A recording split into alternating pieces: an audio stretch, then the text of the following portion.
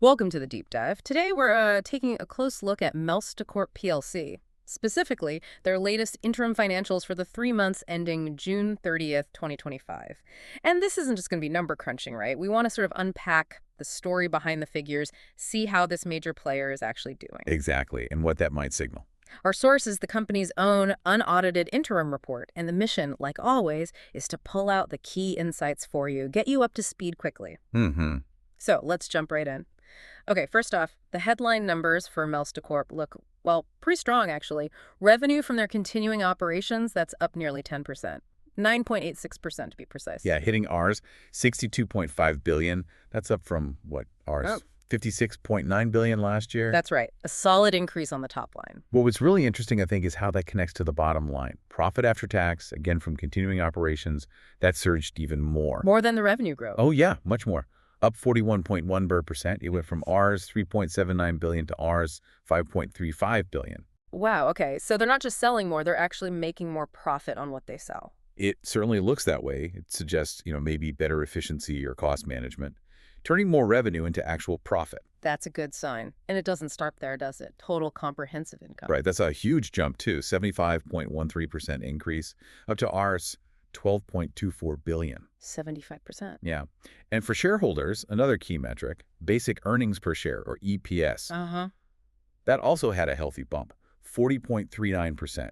It went from ours 3.20 per share to ours 4.49. Okay, so definitely positive signals for investors there. Absolutely. That's a fundamental measure they watch closely. So these big numbers are impressive, but let's peel back the layers. What's actually driving this growth when we look at their different business areas? Well, no huge surprise. The beverages segment is still the engine room. It brought in ours 38.3 billion in revenue, and ours 8.02 billion in profit before tax. Clearly their core strength. Still the powerhouse. Definitely.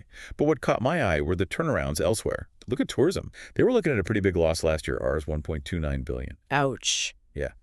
But this quarter, they cut that down significantly to just ours 501 million loss. Much better. That's a big improvement. Any others? And the services segment, that's quite a story.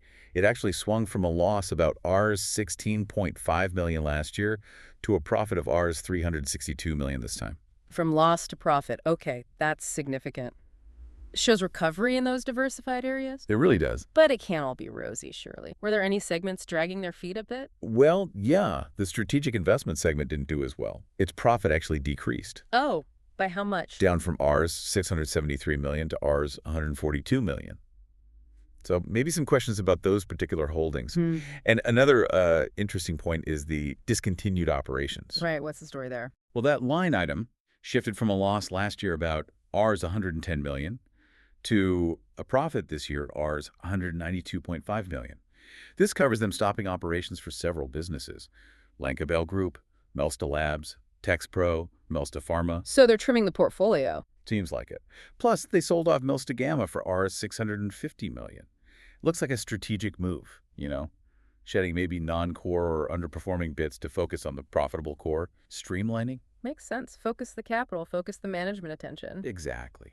Okay, beyond the main operations, did anything jump out from the notes, the fine print? Any potential risks? There is something to note. Contingent liabilities. Potential future costs. Right. It relates to some ongoing tax disputes, specifically about share buybacks involving a company called Paracel. There are two disputed amounts. One is about ours, 126 million. That's for dividend tax, interest, penalty.